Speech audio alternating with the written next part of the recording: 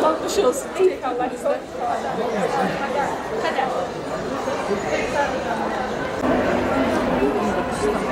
Teşekkür ederiz. Şu ikisi be.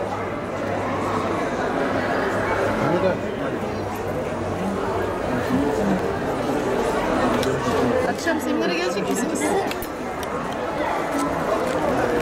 İstanbul Sözleşmesi ve 6284 aileyi korumuyor. Zaten veriler bunu gösteriyor. Boşanmalar arttı, kadına şiddet arttı.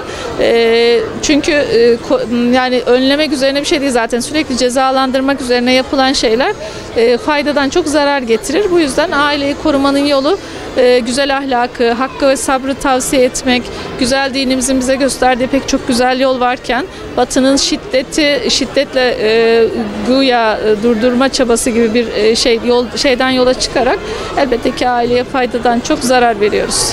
Ya bir kere adalete aykırı bir şey. Yani bir tarafı dinleyip bir tarafı da yok saymak, yani onu değersizleştirmek, aşağılamak oluyor. Adalet varsa iki tarafta dinlenmesi lazım. İki tarafta kim haklı kim haksız ve dediğiniz gibi de hani böyle bir şey kadınlara kışkırtıcı da oluyor. Evin küçücük bir problemini hemen polise yansıtıyorlar.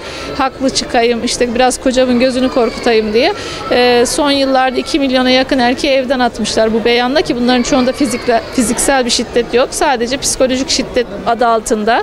Hanımlar kendi yaptıklarını görmeden sadece erkeklerin yaptığını göz önüne alaraktan işte sesini çıkarttı, bağırdı, şu dedi, bu dedi falan tarzında şeylerle.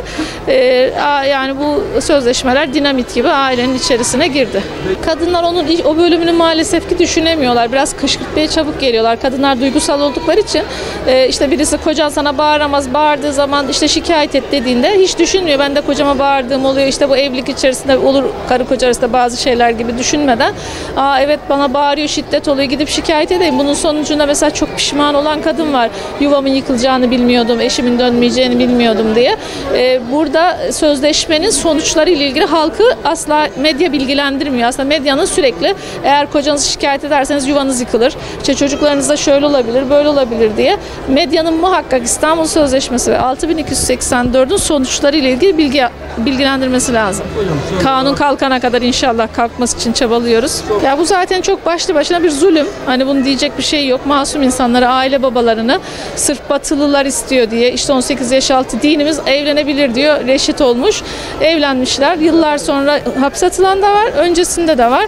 Tamamen insana şiddet bu. Adalete asla uymayan, masumiyet karinesine uymayan aile babalarını tutup tecavüzcülerle bir tutmak insana da, vatana da ihanet bence. Toplumsal cinsiyet eşitliğini kabul etmiş oluyoruz zaten biz İstanbul Sözleşmesi ile. Bu da tamamen cinsiyetlerden çocukları da milli eğitimden başlayarak kurtarmaya çalışıp güya şiddeti güya kadın erkekleştirerek, erkeği kadınlaştırarak, hani cinsiyeti bozarak şiddeti bitireceklerini düşünüyorlar. Ya bunun zaten mümkün olmayacak bir şey. Zaten hani cinsiyet çok önemli bir şey insan için. Tamamen Batı'nın oyunları.